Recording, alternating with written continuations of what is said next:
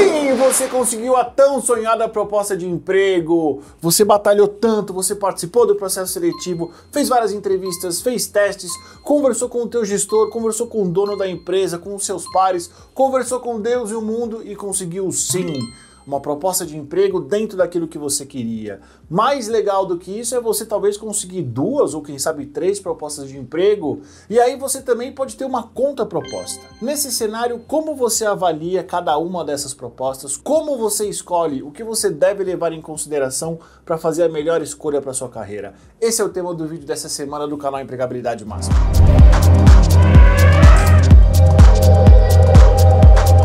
Olá, caçadores de emprego, tudo bem com vocês? Meu nome é Eduardo Saig, eu sou mentor de carreira e empregabilidade e esse é o canal Empregabilidade Máxima, o lugar onde você vai aprender tudo aquilo que você precisa sobre o mercado de trabalho e o mercado de emprego, sobre empregabilidade. E quem disse que analisar proposta salarial não é um fator importante, sabe por quê? Porque dependendo da sua escolha, você pode deslanchar na sua carreira e dependendo pode ser uma grande forada. Então no vídeo dessa semana eu vou te ensinar o que você deve levar em consideração nas propostas quando você for comparar, inclusive quando você for comparar uma contraproposta. O que é uma contraproposta? É quando você chega para pedir demissão na sua empresa e o seu chefe fala: queridão, queridona, não vai embora, fique comigo, olha só o que eu tenho para você.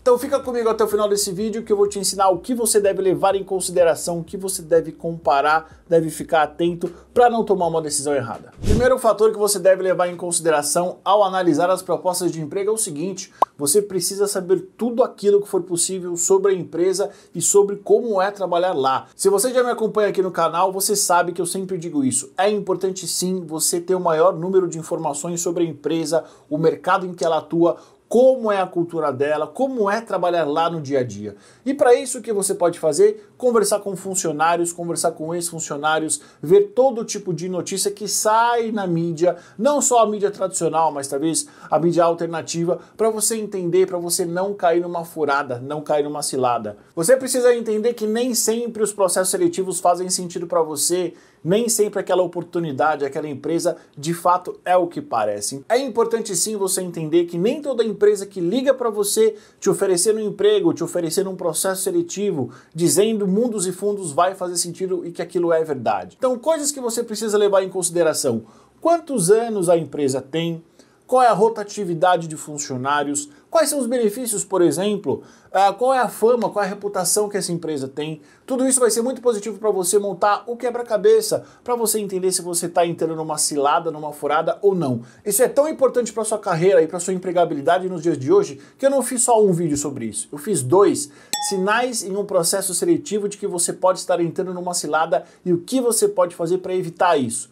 Dá uma olhada no card aqui em cima, porque isso pode impactar diretamente no seu emprego atual e também no seu emprego futuro. Segundo ponto que você deve analisar muito bem é: o salário não é tudo. Você precisa entender como é composto o pacote total de remuneração. E o que é o pacote total de remuneração? É o salário e os possíveis benefícios. E veja também, se atente muito bem e peça para o RH ou para a pessoa que te fez a carta oferta, talvez o dono da empresa, peça para ele explicar quais são os descontos, porque nem sempre o benefício ele vem de graça. Muitas vezes o benefício ele é descontado diretamente do teu salário.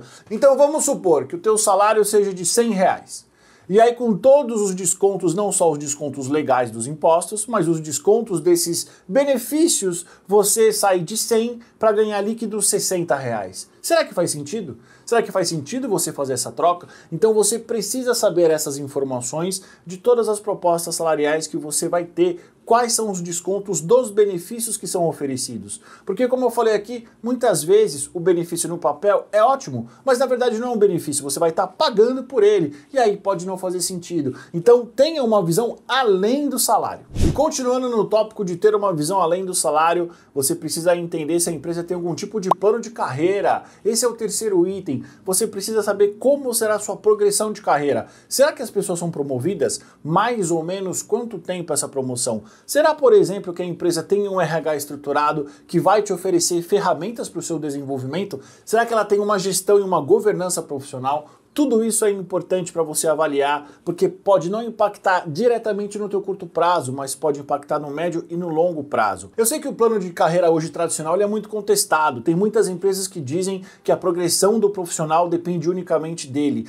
A gente sabe que isso não tem uma lógica. Progressão de carreira, o plano de carreira, ele precisa existir e ele é basicamente um acordo. Ele é de responsabilidade, 50% do funcionário e 50% da empresa. Então você precisa entender se a empresa tem esse espaço, se ela tem esse 50% de desenvolvimento, de crescimento. Senão você pode estar trocando de emprego, aceitando um novo emprego que vai limitar o futuro da tua carreira. Não se esqueça de curtir e se inscrever no canal e me seguir nas redes sociais. E se você estiver me ouvindo no Spotify e demais tocadores de podcasts, me dá 5 estrelas e me favorita para você receber as notificações sempre que tiver episódio novo. Quarto ponto que você precisa levar em consideração na sua análise entre uma proposta salarial e outra: ambiente de trabalho e principalmente qualidade de vida. Pós-pandemia a gente viu a importância da gente pensar na nossa saúde mental.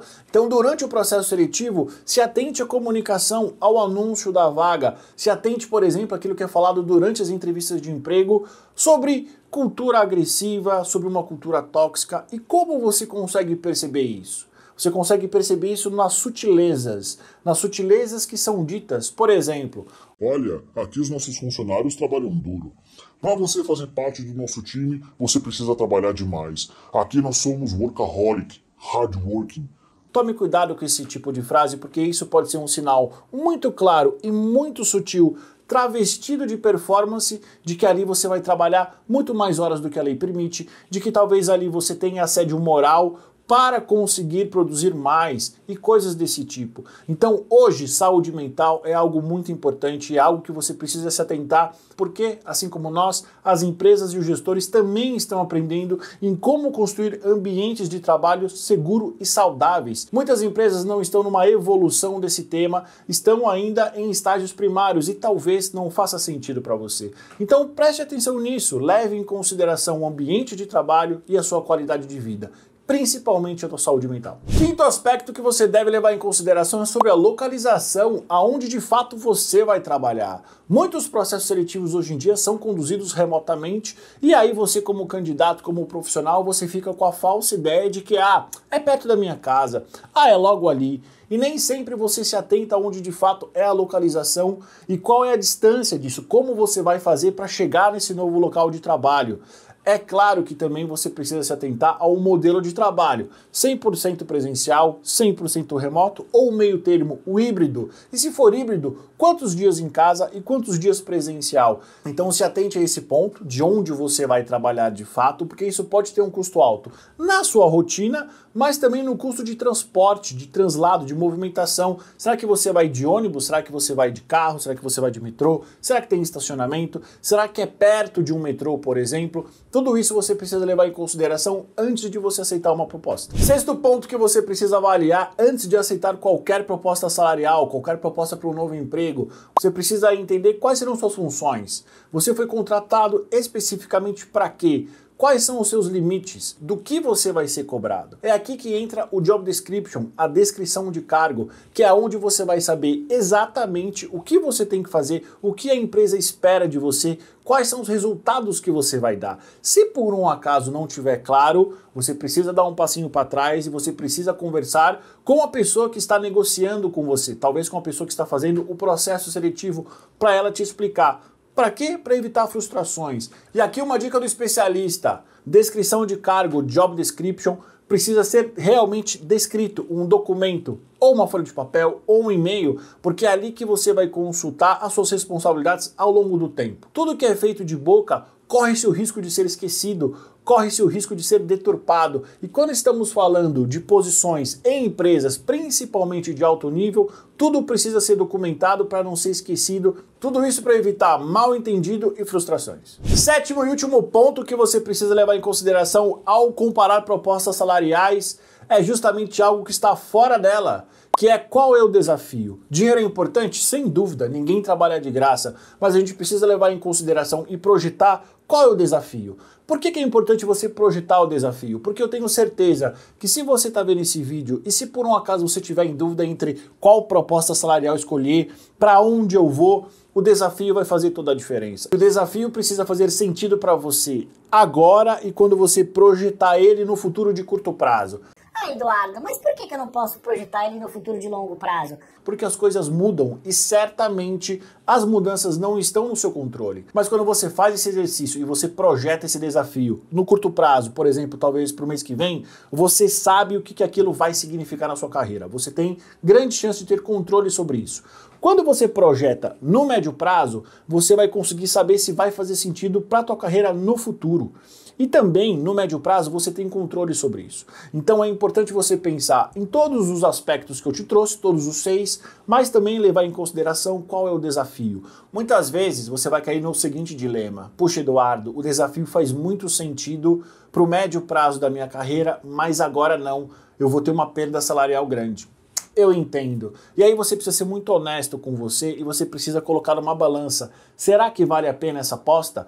Porque sempre que você tiver uma proposta salarial para você mudar de emprego, vai ser uma aposta. Uma aposta sua e uma aposta da empresa. E aqui não tem uma resposta certa, não tem uma resposta errada, porque eu não sei quem é você e não sei qual é o contexto que você vive. O que eu consigo te dizer pela minha experiência como recrutador profissional é o seguinte: existem pessoas que pagam aposta, ou seja, vão ter uma diminuição de salário no curto prazo para um possível aumento no médio prazo, e tem gente que não quer correr esse risco e vão participar de outros processos seletivos, buscando outras oportunidades profissionais onde elas vão ter um aumento de salário e também vão ter uma perspectiva de aumento de desafio no médio e no curto prazo. Não tem certo e não tem errado. A questão aqui é você entender aquilo que faz sentido para você agora e tentar ao máximo projetar para o médio prazo. E antes de terminar esse vídeo, eu preciso deixar uma dica para vocês. Se por um acaso, ao pedir demissão, a empresa em que vocês estão faz uma contraproposta, não aceite. Existe uma grande chance de, no máximo em 6 meses, você se arrepender. Por quê? Porque a empresa só deu aquilo que você queria, uma promoção, o teu salário, mais responsabilidades, com medo de te perder, mas o cenário não vai mudar. Então, se cabe aqui uma dica: se você por um acaso receber uma contraproposta e ela for aquilo que você já tinha pedido há 6 meses ou que você vem pedindo há anos, não aceite, porque não vai fazer sentido nenhum para sua carreira. Minha dica é: aceite o novo desafio, porque com certeza você vai ter um cenário novo e você vai ter novos desafios, e não uma algema de ouro. Converse com quem recruta para não ser enganado. Muito obrigado pela sua audiência e até semana que vem.